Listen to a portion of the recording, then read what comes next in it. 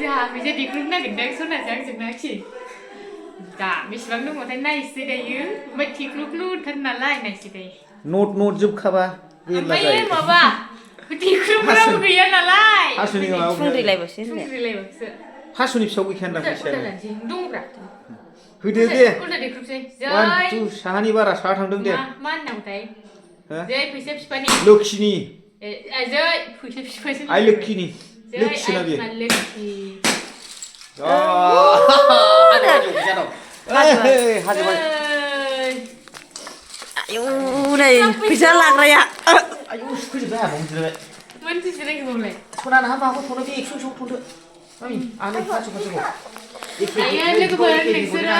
मा होनोमोनलाय बेसेबां दङ बेयाव खिथाहरनो हायोबा खिथाथ' हरजाया नालाय आंना 1K फल'वार्स डाइरेक्ट पइन्ट खिथाहरनो हायोब्ला बाय बाय खिथाहरबानो जाबाय